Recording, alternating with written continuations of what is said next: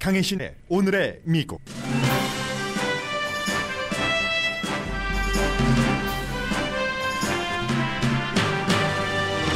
아프가니스탄 공항 밖 자살 폭발 테러로 숨진 아프간인 사람들이 적어도 169명 이상이라고 AP통신이 보도했습니다. 미군도 13명 숨진 뒤 바이든 대통령은 폭발 사건을 일으킨 ISIS-K를 보복할 것이라고 밝혔지만 우선순위는 더 어려워진 구출 작전입니다. 이번 사건으로 탈리반도 아프가니스탄 안정을 컨트롤하지 못한다는 게 증명됐고 미국은 폭탄 테러 주제를 보복한 이후에 또 다른 테러와의 전쟁을 치를 가능성도 높습니다. 바이든의 정치 입지에 대해서 야당 정치인들은 정치인다운 말로 바이든을 비난하지만 정치인의 공격보다는 유권자가 아프가니스탄 철군을 여전히 지지한다는 게 더 중요합니다. 연방대법원이 질병통제국이 주도한 퇴거 유예를 끝내는 판결을 했습니다. 10월 초 이후 약 350만 명이 퇴거당한다는 뜻인데 캘리포니아주를 포함한 여러 주 정부는 이미 대안을 마련했습니다.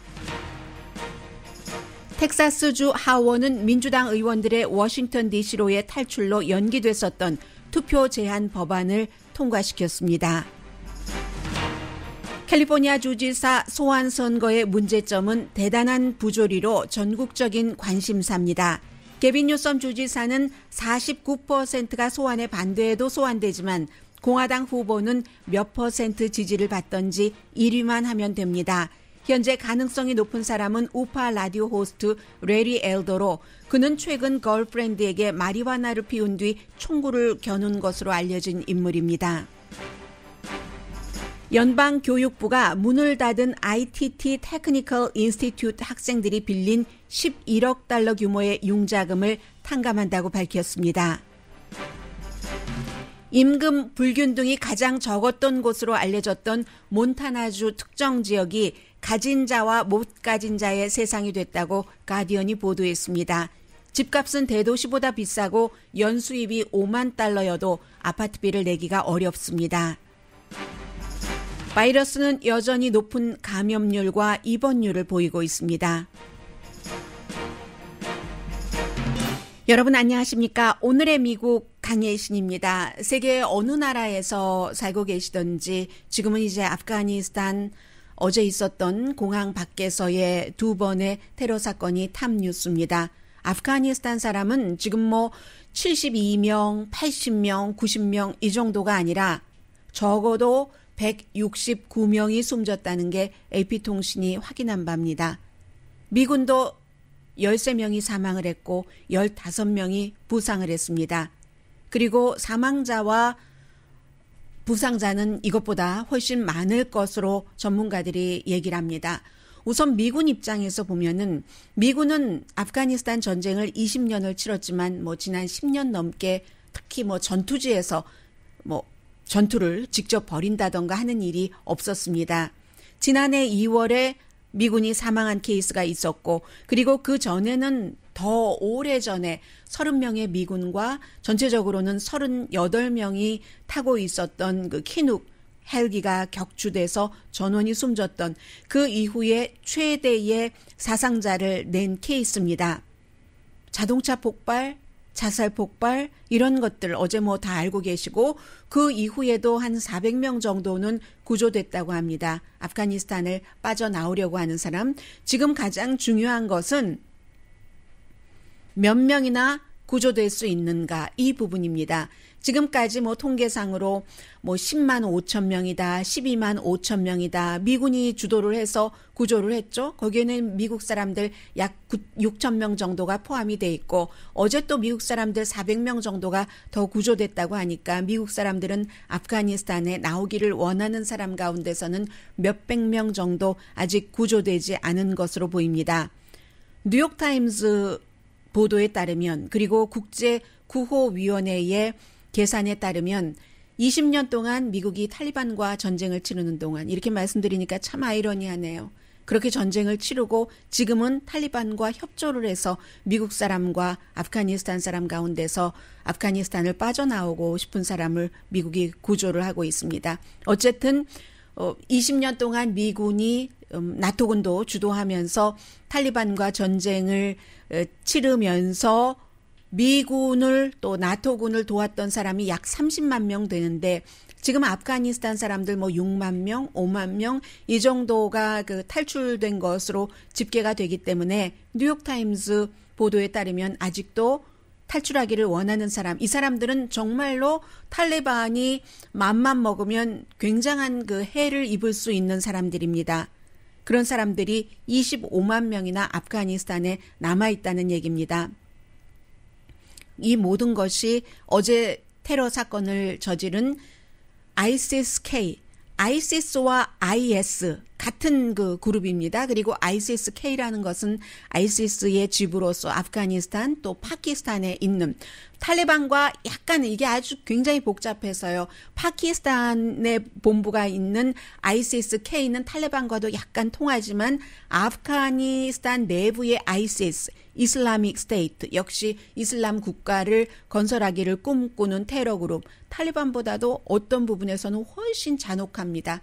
왜냐하면 아이들, 임산부 다 살해하니까요. 이 ISIS가 ISIS-K가 해서 ISIS-K 때문인데 이 ISIS-K 탈리반, 알카이다, 아프가니스탄 정부, 미군이 모두 다 ISIS-K가 아프가니스탄에서 힘을 키우는 것에 반대를 합니다.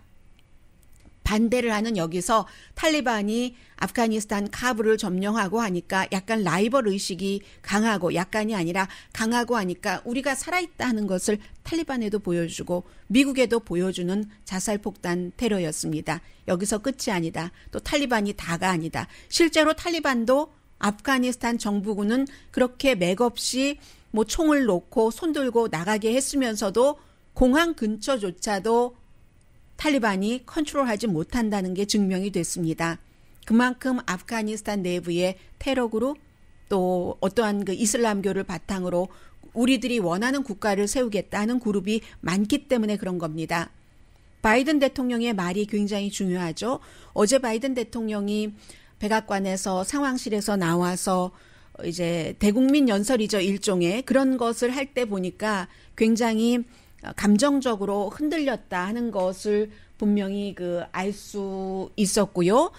두 가지입니다. 이 똑같은 연설에서 두 가지 전혀 다른 것을 얘기하는 게 흔한 일은 아니죠. 우선 아프가니스탄에서 정말 그야말로 제대 말년 아니에요. 제대하는 것은 아니지만 아프가니스탄에서 철군하는 며칠 남지 않았는데 숨진 이 사람들을 바이든 대통령은 영웅이라고 얘기를 했습니다. These American service members who gave their lives, it's an overused word, but it's totally appropriate here, were heroes. Heroes who've been engaged in a dangerous, selfless mission. 정말 위험한 상태에서 자신을 버리고 헌신하고 다른 사람을 구했던 그러다가 숨진 히로라고 얘기를 했습니다. 그리고는 이제 뒷부분에 이 같은 일을 저지른 그 주체에 대해서는 용서하지 않고 잊지 않고 반드시 끝까지 쫓아가서 응징할 것이다. To those who carried out this attack, as well as anyone who wishes America harm, know this. We will not forgive. We will not forget. We will hunt you down and make you pay. 네. 그리고 8월 31일 원래 철군하기로 한 것은 계속 그 날짜를 지킨다고 했고 본인의 결정이 옳다고도 얘기를 했습니다. 이렇기 때문에 빨리 철군을 해야지 된다 하는 것이고요. 말씀드린 대로 이 ISIS-K는 생각보다 강했었고 목표는 아프가니스탄 내부에서 정치력을 갖는 것, 또 안정을 저해하는 것, 탈레반의 능력을 테러를 통해서 보여줌으로써 탈리반만 있는 게 아니다. 우리가 탈리반보다 숫자도 적고 그리고 뒤늦게 만들어졌죠. 2014년, 2015년이니까요. 아이시스가 알카이다가 다 섬멸됐는가 했더니 아이시스로 말하자면 갈아탄 것이죠. 탈리반은 그 이전부터 1994년부터 있었고 약간 그 서로의 그 이슬람에서의 그 추구하는 것들이 다른 아무튼 그런 그룹들입니다. 그래서 지금 중요한 것은 구출 작전인데 구출 작전은 대부분의 나토 국가가 임무를 완성을 했고요. 국민들도 그렇고 또 이제 관련 아프가니스탄 그래서 뭐 나토 국가에 이제 캐나다까지 포함이 되잖아요. 그래서 대부분 뭐 폴란드, 헝가리, 뭐 네덜란드 이런 나라들 독일 물론이고 전부 이제 우리 이만하면 됐다 하는 것이고 탈리반이 8월 31일까지 외국인 출국을 허용한다고 했고 일부 아프가니스탄 사람들의 출국도 허용을 했지만 어쨌든 탈리반조차도 이렇게 또 다른 테러 그룹을 컨트롤하지 못하기 때문에 서둘러야지 되고 며칠 남지 않았습니다. 원래도 오늘부터는 미군이 장비, 짐을 싸야지 되는 그런 날인데 공항에 이제 출입구가 메인 출입구가 있고 그리고 이제 여러 군데 나머지 또 3군데가 있는데 일부는 닫았지만 일부는 열려 있고 아마 지금 그 국방부에서도 좀 전에 브리핑을 했는데 모든 것을 다 얘기하지는 못할 겁니다. 그리고 전문가들은 지금부터는 CIA 그리고 이제 국방부의 헬기를 통해서 수송을 할 것이다. 이렇게 얘기를 하는데 만약에 구출 대상이 미국인이 되었건 아프가니스탄 사람이 되었건 구출해야지 된다. 이 사람은 꼭 구출을 해야지 탈리반에 의한 보복을 피할 수 있어. 이런 리스트가 있지 않겠어요? 그런 분들이 아프가니스탄 밖으로 빠져나오지 못한다면은 서양인이라도 일반 그 뭐 미국 사람이나 다른 나라 사람들이라도 아이시스라든가 또 다른 그 테러 그룹들이 인질로 잡을 수가 있죠. 그런 것들이 있고 뭐 탈리반과 동맹을 하는 그런 테러 그룹들도 있기 때문에 지금 미국이나 영국이나 전부 얘기하는 것이 앞으로는 더 공격이 있을 것이다. 이렇게 얘기를 했고 오늘 아침에 이제 국방부에서 브리핑을 하는데 기자들이 물어봤습니다. 미국이 완전히 철군한 이후에 아프가니스탄은 어떻게 되는가 그랬더니 국방부에서 그 한 장관이 얘기하기를 그것에 대해서 지금 예측하라고 말하는 것은 굉장히 어리석은 질문이고 어리석은 그 추정이다. 뭐 심지어 거의 바보짓이다. 이렇게까지 얘기했는데 모르는 것이죠.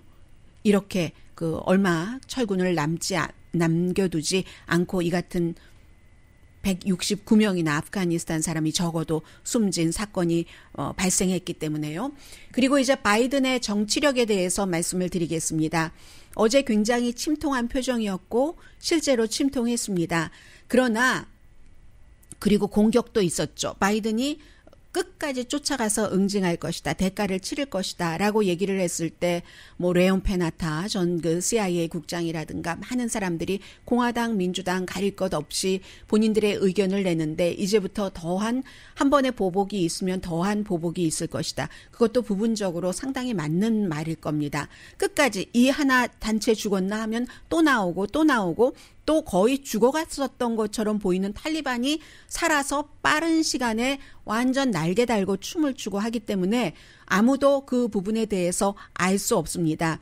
공화당, 야당에서의 그 공격이 굉장히 강했죠. 벤 세스 상원정보위원회 소속입니다. 정말 악몽이다. 8월 31일에 철군해서는 안 된다. 이렇게 주장을 하고 케빈 맥카티 공화당 하원 원내대표도 마찬가지로 모든 미국 사람들이 탈출할 때까지 철군을 연기해야지 된다. 의회가 뭐 그 같은 뭐 법안 같은 것을 마련을 해야지 된다는 거예요. 이것도 그냥 말해보는 거예요. 그냥 바이든을 공격하기 위해서 야당 지도자로서. 왜요? 지금 미국은 20년 동안 싸워왔던 탈레반과 손을 잡고 일을 합니다. 탈레반이 8월 31일 이후에는 안 된다고 못을 박았기 때문에 바이든 대통령으로서도 탈레반이 다시 그것을 연장해 준다던가 하지 않으면 레드라인으로 정해놨기 때문에 어찌할 수 없어요. 의회에서 그런 것을 통과시키지 못한다는 것 알면서도 케빈 맥카티는 얘기를 하는 겁니다. 탈레반이 거절한 조건을 지금 미국이 미국 맘대로 할 수가 없습니다.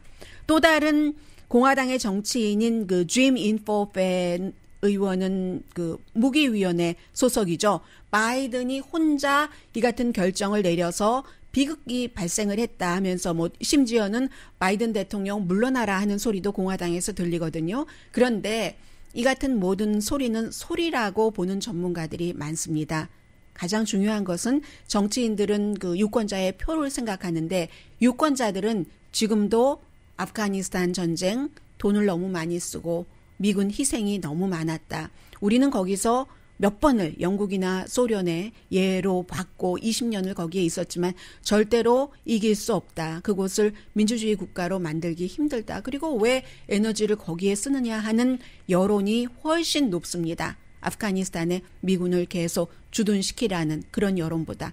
그렇기 때문에 바이든 대통령의 원래의 철학이기도 하지만 유권자의 그 같은 마음을 알고 아프가니스탄은 이제 미군이 철군하고 나면 간헐적으로 일단은 어떤 그 공격도 있을 테고 폭발 사건도 있을 테고 하지만 너무 거리상으로도 멀고 기본적인 여론이 그렇게 형성되어 있기 때문에 바이든 대통령에게 결정적인 그런 정치적인 그 치명타를 입히지는 않을 것이라고 현재는 이렇게 보는 전문가가 많습니다. 물론 이것도 어떠한 그 돌발 변수에 따라서 달라질 수 있고 그의 외교 정책이 어땠는가 하는 것에 대해서 나중에 시험대에 오를 수는 있지만 이번 사건으로 그렇게 뭐 물러나게 된다던가 아니면 치명적인 그런 상처를 입지는 않을 것이라는 게 전문가들의 의견입니다. 그리고 또 하나는 어제 제가 이제 여러분들께 전화도 받고 했는데 이런 부분을 말씀을 드리고 있습니다. 저는 오늘의 미국이잖아요. 하니까 모든 것들을 미국 중심으로 미국 안에서 미국 밖에서 일어나는 일도 미국 관련 일을 보도를 해드립니다. 많은 분들께 여러분들께서 한국이 뭐 거의 400명 정도 아프가니스탄에서 한국을 도운 아프가니스탄 사람들을 완전히 탈출을 시켜서 세계가 박수를 치는데 왜 오늘의 미국에서는 한마디도 안 하느냐. 누가 한국에서 400여 명이 그렇게 해서 갔다고 해서 세계가 그것을 보도를 하고 모델로 삼고 또 일본은 못 그랬는데 하고 일본과 비교를 하고 그렇게 말하는 한국 매체가 세계 매체에서 하고 있지 않은 것을 만들어서 얘기를 하는 겁니다. 그렇지 않습니다. 두 가지에서 그런 문제를 말씀드리는데 지금 아프가니스탄에서 아프가니스탄 사람으로서 구조돼야지 될 첫 번째 대상은 미군을 도운 사람들, 나토군을 도운 사람들입니다. 그런 사람들이 미군과 나토군에게 쫓겼던 탈레반에게 피해를 입을 수 있으니까. 그리고 그런 사람들이 누누이 말씀드린 것처럼 미군과 나토군을 위해서 통역을 했다던가 운전을 했다던가 여러 가지 정보를 제공했다던가 하는 사람들입니다. 한국에서 지금 이제 아프가니스탄 분들을 안전하게 모시고 간 그 케이스는 한국에서도 얘기를 하잖아요. 한국을 도운 사람들. 한국은 아프가니스탄 전쟁이 처음에 일어났었을 때는 조지 부시 그 아들 대통령이 그 당시 나토군이 확 개입되고 이렇지 않았던 때이기 때문에 이라크 사태 때와 마찬가지로 한국도 군을 파견해 주기를 요청을 했고 파병이 됐었습니다. 그리고 나서 한국 군도 뭐 인질로 잡혀 있고 하기도 했잖아요. 2007년 이후에는 한국군은 파병이 안 됐습니다. 전부 미군과 미군이 주도하는 나토군이 그런 것을 맡았고 뭐 후방으로 지원할 수는 있었겠죠. 그리고 아프가니스탄과의 어떤 경제 협력 관계 같은 것을 했을 수 있겠죠. 병원이라든가. 그런 데서 한국 사람들을 도와서 일했던 분들 가운데서 아프가니스탄을 빠져나오고 싶었던 그런 분들을 이제 모셔간 거고요. 그렇기 때문에 그게 뭐 세계에서 왜 한국은 다 성공했는데 미국은 못하고 일본은 또 더더군다나 못하고 하면서 이걸 케이스로 보고 보도한다. 아무도 그렇게 보도하지 않습니다. 보도 대상이 아니에요. 한국과 일본은. 나토군에 포함되어 있지 않았기 때문에. 캐나다 이런 데까지 이렇게 해서 말씀을 드리고요. 가끔 이렇게 오늘의 미국을 들으시면서 혼돈하시는 분들이 있거든요. 오늘의 미국 이 시간은 미국 뉴스를 전하는 그런 시간이라는 건 말씀드리고 그것과 지금 공화당이 바이든 대통령은 이제 물러나야지 돼. 이거 봐. 이거로 정치 생명 끝났어라고 얘기하는 것과 한국이 세상에서 너무 잘했어. 너무 잘해서 다른 나라들이 다 지금 한국을 쳐다봐. 이렇게 얘기하는 것이 거의 과장이 많다는 거죠. 지금 다른 나라에서 어떻게 하면 한 사람이라도 더 미군과 나토군을 위해서 일했던 사람을 안전하게 구출할 수 있는가. 여기에 포커스를 두지 한국에서 뭐 군을 돕지도 않았던 그런 분들을 안전하게 갔다고 뭐 일본과 비교를 해서 이런 거 보도하는 세계 언론 한 군데도 없다는 것 말씀드립니다.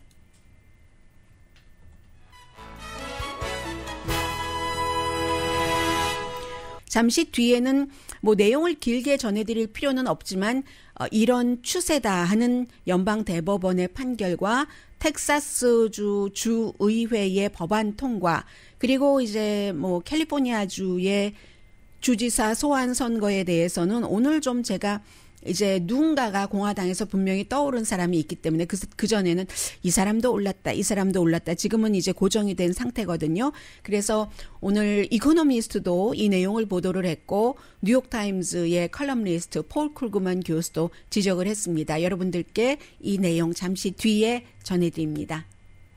라디오 서울 방송 오늘의 미국 듣고 계십니다. 네, 이제 우리가 이렇게 뉴스를 듣고 하는 것은 뭔가 이게 팩트를 좀 가능한 한 뭐 정확한 팩트가 이 세상 어디에 모든 사람에게 정확하게 적용되는 팩트가 있는지는 모르겠습니다만은 보편 타당한 그런 팩트로 다가가기 위한 것이 그 뉴스의 가장 중요한 역할이죠. 그런데 이제 오늘의 미국을 듣고 계신 분들 가운데서도 또 일부 분들께서는 상당수는 그렇지 않으시지만 그 체크 앤 밸런스가 맞는 균형 감각을 갖고 계시지만 어떤 분들은 한국은 최고야. 뭐든지 세상에서 최고야. 아니면 또 미국은 세상에서 최고야. 뭐든지 무슨 일이든지 최고. 이렇게 생각을 하시거나 생각하고 싶어 하시는 분들 계시거든요. 꼭 그렇지 않습니다. 어떻게 한국과 미국이 세상에서 모든 것을 가장 잘하는 나라겠어요? 그러면 인간이 아니죠. 국가가 아니죠. 완전하고 완벽한 인간과 국가가 어디 있겠습니까? 우리가 조금 더 낫고 안전하고 완전한 곳으로 발전하려고 노력을 하는 게 인생이잖아요.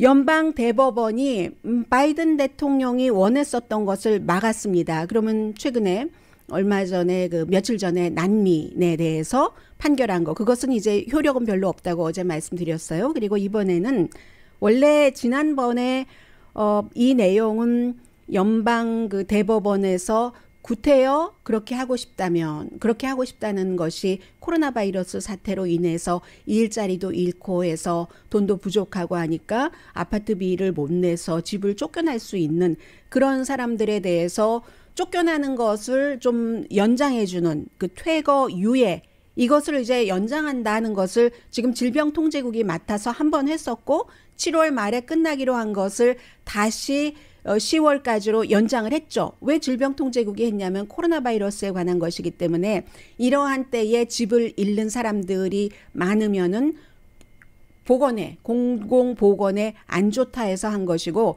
이렇게 된 데는 사실은 한번 연방대법원에서 의회에서 연장한다면 그렇지만 이건 아니다. 행정부나 질병통제국이 할 일은 아니다라고 판결을 내렸습니다.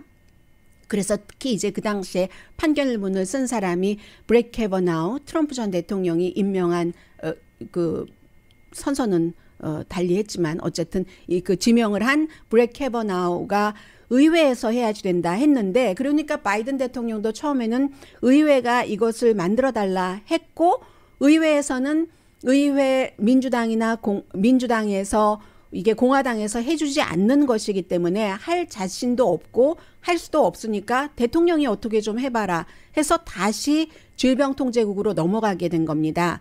그래서 질병통제국으로 넘어갔더니 엘라바마라든가 아니면 조지아주 같은 아주 그 보수적인 주의 또 그 부동산 협회 이게 렌터들만 생각해야 되는 게 아니라 렌터들에게 집, 아파트먼트를 빌려주는 랜드로드도 생각을 해야지 되는 거잖아요. 그런 랜드로드 입장에서 엘라바마와 조지아주의 그 부동산 협회에서 고소를 했죠. 그 고소한 것에 대한 판결이 질병통제국이 그렇게 할 권한은 없지라고 다시 판결을 했기 때문에 이제 10월 초가 되면은 이게 끝나게 되는 겁니다. 바이든 대통령도 이렇게 될 줄 알았어요. 알면서 몇 개월 전에 10월 달까지라도 그 몇 개월이라도 시간을 벌려고 8월, 9월, 10월 초 이렇게 연장을 원래 예정했었던 대로 된 겁니다. 그렇게 해서요. 지금 그런데 또 며칠 전에 나온 보도를 보면은 연방 정부에서 이렇게 그 렌트 들어 사시는 분들이 집 쫓겨나지 않게 하기 위해서 마련해 놓은 기금이 $465억 있는데 이게 주정부와 각 그 시정부의 관료주의 같은 게 있잖아요. 미국 그런 것 굉장히 심해요. 페이퍼워크 해서 아프가니스탄 난민 특별 비자 내주는 것도 페이퍼워크가 너무 오래 걸리고 까다롭잖아요. 미국은 뭐 멕시코 이런 나라와 달리 해서 465억 달러 가운데 한 10분의 1 정도 51억 달러만 배분됐거든요. 그러니까 연방정부에서 빨리 가져가십시오. 빨리 가져가십시오. 주정부에 이렇게 얘기를 하는 것이고 각 주정부에서 특히 이 같은 것을 그 원하는 주에서는 뭐 캘리포니아나 뉴욕 같은 데서는 더 가져가려고 애를 쓰고 있고 그와는 별도로도 캘리포니아나 뉴욕이나 그 밖에 이제 조금 이 렌터들 입장에서 서고 있는 주나 뭐 LA 카운티 이런 곳은 주정부보다 낮은 단계의 정부에서도 시정부, 로컬 정부에서도 렌트비 보조를 많이 하고 있습니다. 아마 로스앤젤레스도 지금 여러분들 신청하셔야지 될 거예요. 또다시 이런 형태로 로컬 정부와 주정부, 캘리포니아나 뉴욕에 이런 곳에 그 지원은 아직도 이어지고 있습니다. 그리고는 그 연방 대법원과 관련해서는 오늘 조금 중요한 게 나왔는데 그 스티븐 그 브레이어 연방 대법관이 지금 진보에 3명밖에 없잖아요. 소니아 소토마요르, 엘리아 캐건 그리고 그 스티븐 브레이어. 스티븐 브레이어 연방 대법관이 가장 나이가 많죠. 83살인데 지금까지는 은퇴할 생각이 없는 것처럼 당장 빠른 시일 안에 그렇게 얘기를 했는데 오늘 뉴욕타임즈와 인터뷰한 것을 보니까 은퇴할 수도 있다 하는 형태로 얘기를 했거든요. 최종적인 결정을 하진 않았지만 진보에선 굉장히 압박하고 있죠. 지금 만약에 83살이신데 이분이 바이든 대통령이 그 임기 중에 사임하지 않거나 아니면 다음 대통령이 만약에 공화당이 됐는데 갑자기 돌아가셨어요. 지난번에 루스 베이더 긴스버그 연방 대법관이 80세 넘었었는데 물러나지 않고 있다가 진보 쪽에서는 좀 물러나 주시지 훌륭한 일을 한 것은 사실이지만 이라고 했는데 물러나지 않고 트럼프 전 대통령 때 돌아가셨기 때문에 에이미 코니 베럿이라는 수십 년 나이 차이가 나는 또 다른 굉장히 보수적인 여성 그 대법관, 낙태에도 반대하는 여성 대법관이 트럼프 전 대통령에 의해서 지금 대법관을 하고 있는 거잖아요. 그래서 이 스티븐 베이어 연방 대법관이 어떻게 할 것인가는 굉장히 중요했는데 나도 지금은 이제 그 은퇴할 그런 것을 생각하고도 있어 하는 형태로 인터뷰를 하면서 안토닌 스칼리아의 커멘트를 요즘 생각하는데 말이야 하면서 안토닌 스칼리아의 그 후임이 말하자면 에이미 코니 베렛이잖아요. 이분이 물러나줌으로 인해서 사임을 함으로 인해서 그래서 안토닌 스칼리아의 커멘트가 뭐라고 하냐면은 나를 이으는 사람이 누구였으면 좋겠다라고 말했던 것도 지금 곱씹고 있다고 했고요. 그리고 본인이 연방 대법관으로서 25년 동안 한 일을 그대로 지켜주는 연방 대법관을 원치는 않는다. 그런 대법관을 원한다가 아니라 꼭 그렇게 내 것을 다 지켜주는 연방 대법관이 내 후임이 되기는 원치 않는다. 깨어있는 그 법조인인 거죠. 그리고 내가 죽을 때까지 연방 대법관을 하지는 않을 것이다. 숨지기 전에 물러날 것이란 그러지 않길 바란다. 루스 베이더 긴스버그 케이스예요. 그런 얘기를 해서 그리고 또 하나 가장 중요한 것은 나 자신만을 위한 결정을 내리지는 않을 것이다. 이렇게 얘기를 해서 희망을 조금 줬고요. 진보 측에는 텍사스주에서는 지난번에 그 소수인 민주당 의원들이 이거 우리가 다 의사당에서 없어져야지 투표를 하지 못한다고 연기를 했었지만 결국은 이럴 날이 올 것을 알았을 겁니다. 투표하기 조금 어렵게 하는 투표 제한법이 찬성 79, 반대 37 상당히 당파적으로 어제 하원에서 통과가 됐습니다. 24시간 드라이브 스루 투표하는 것 못하게 하고요.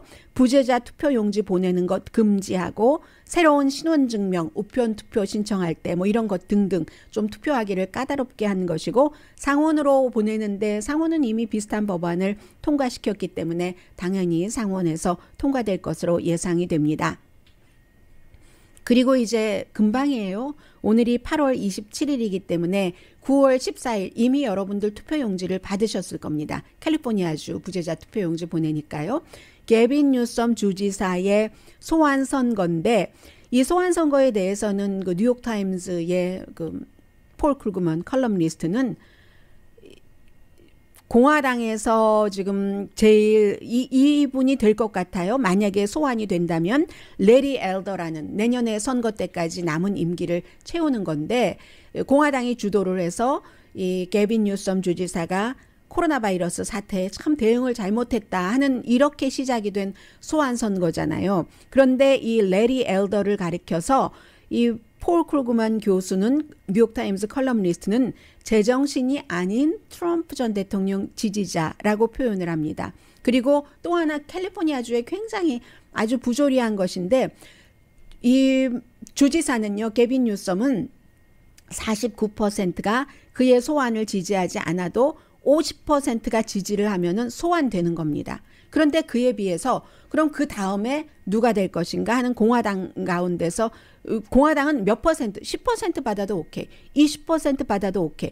이 사람은 49%를 받고도 소환이 되는데 그 뒤를 이을 사람은 20% 받아도 됩니다. 제가 왜 20%라고 얘기를 했냐면 레리 엘더 지금 될 것으로 보이는 이 사람이 지금 받고 있는 지지율이 20% 정도 되거든요.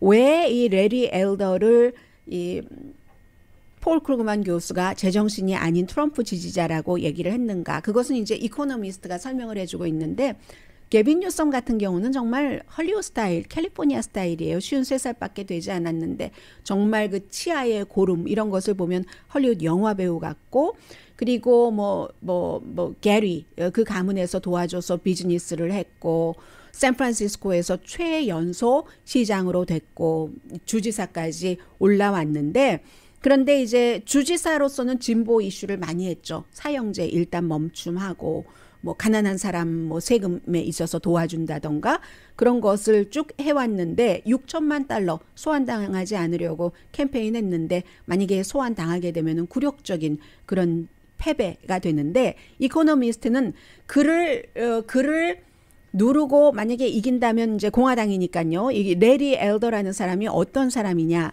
메디케이드는 깎는다고 하고 그 원래는 로스앤젤레스의 ABC의 산하의 어떤 그 라디오 쇼를 가지고 지금도 갖고 있고요. 그리고 이제 이게 신디케이트가 됐고 한 사람인데 굉장히 뭐 누구라도 다 우파라고 생각하는 사람입니다. 총기 규제에 강하게 반대를 하고 기후 변화는 가짜다라고 주장을 하는 트럼프 전 대통령 지지자인데 공화당에서도 많은 사람들은 이 사람이 주지사를 할 주정부를 이끌 능력은 없지라고 얘기를 하고 변호사예요. 아프리칸 아메리칸이고 그런데 또 하나는 저도 이코노미스트가 보도한 것을 보고 알았는데 최근까지의 그 걸프렌드가 얘기하기를 이제 그 증언을 한 거예요. 이 레리 엘더가 지금 캘리포니아주의 남은 임기의 주지사가 될 수도 있는 공화당 후보가 마리화나 피고 아주 기분이 하이가 됐을 때 총을 들고 이 걸프렌드에게 총을 쏘겠다고 겨눴던 사람이다. 그런데 이런 사람이 주지사가 될 수 있는가? 참 아이러니하다 하면서 앞에 이제 그 폴 크루그만이 얘기했던 이 소환 선거와 그 다른 사람들이 되는 이런 그 부조리성인 그런 것에 대해서 얘기를 했고 캘리포니아주에서 이제 민주당 주지사니까요. 민주당은 젊고 백인이 아니고 공화당 아주 투표하러 나간다고 민주당보다 훨씬 벼르고 있습니다. 나이가 많고 백인이고 투표율은 당연히 후자가 높겠죠. 잠시 뒤에 경제와 관련된 뉴스 전합니다.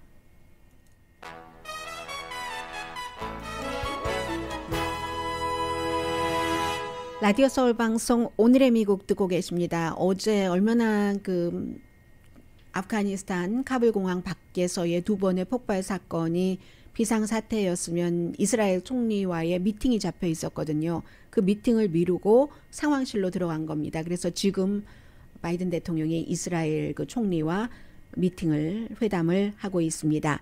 연방교육부가 11억 달러 규모의 ITT 인스티튜트라는 그 학교였는데 문 닫았어요. 그러니까 그런 학교 많잖아요, 미국에서.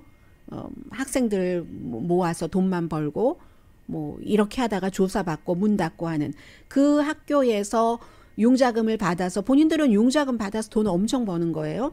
그런 그 졸업도 못하고 문이 닫혔기 때문에 그런 학생들의 융자금은 탕감을 해준다고 발표를 했습니다. 11만 5천 명 정도가 해당이 된다고 하고요. 그러니까 굉장히 이게 많은 거예요. 여러 곳에 뭐 온라인 등등으로 하겠죠. 그래서 ITT Technical Institute라고 해서 2008년도에 생겼는데 2016년도에 문을 닫았습니다. 뭐 130군데 이상 있었대요. 그러니까 중간중간 보면 사무실 하나 두 개 놓고 학교라고 간판 걸어놓고 하는 그런 곳들도 많이 있잖아요.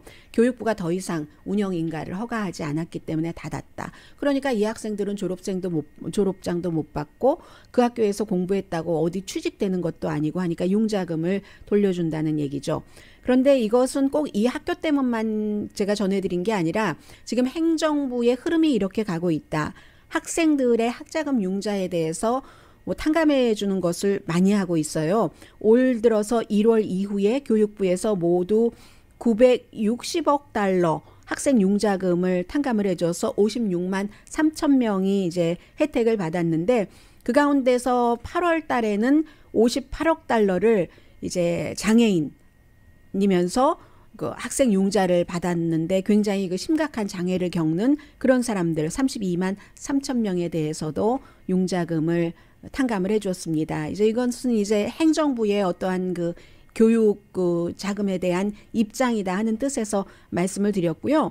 그리고 오늘 제가 하나 이것도 개인적인 게 좀 들어가네요. 왜냐하면 제가 몬타나를 언젠가 나도 은퇴하면 몬타나에 가서 사는가? 그렇게 산과 물이라기보다는 하늘 이런 것이 좋다고 하니까 자연에 가깝다고 하니까 생각을 했었는데 얼마 전에도 몬타나주의 집값이 오른다 하는 말씀을 드렸는데 이게 지금 점점 더 심해져서 미국의 서부 중에서 돈 많은 사람들이 좀 가서 집 짓고 뭐 이렇게 사는 곳이 이제 와이오밍의 잭슨이 있었는데 이젠 몬타나주의 보제먼이라는 곳이 그렇답니다. 올해 들어서요. 뭐 미국 서부가 집값이 오른 것이 사실이지만 이 지역은 인구가 뭐 11만 5천 명밖에 되지 않는데 1년 만에 집값이 49%가 올랐고 해서 막 그 안에는 하이엔드 쇼핑센터도 있고 하이엔드 호텔도 있고 막 뭐 부자들이 막 몰려오는 곳이에요.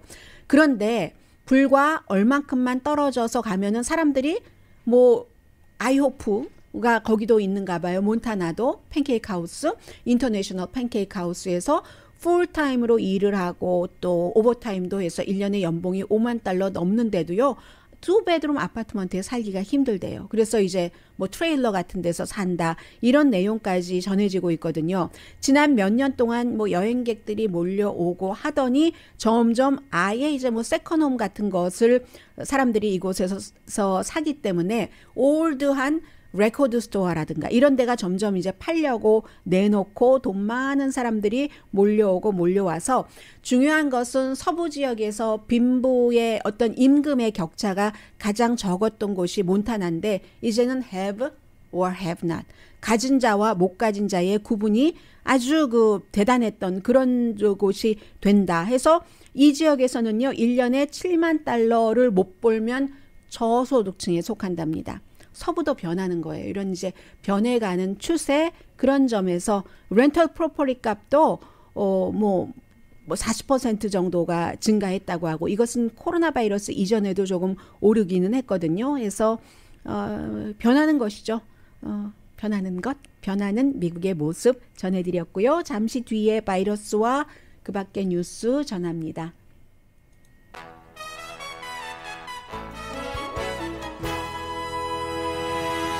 라디오 서울 방송 오늘의 미국 듣고 계십니다. 네, 바이러스는 뭐 지금 어제 말씀드린 대로 병원 입원율 늘어났고요.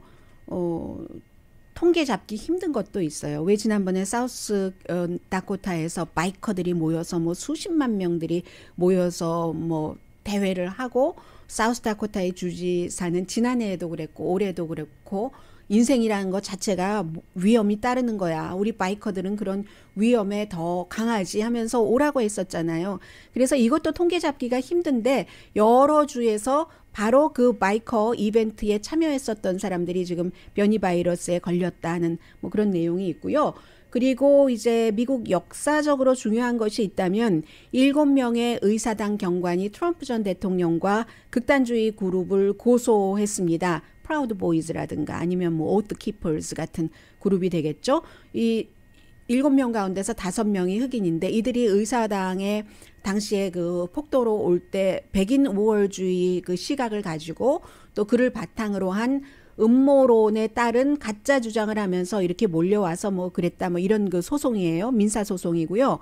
그리고 또 한 분 중요한 분이 이제 얼굴을 드러냈는데 의사당 그 사건에서 샌디에고에서 뭐 군 출신이기도 하죠. 8년 동안 여성분이 처음에 초기에 폭도들이 막 뚫고 들어가려고 할 때 의사당 안에서 밖으로 총을 쏴서 숨졌죠.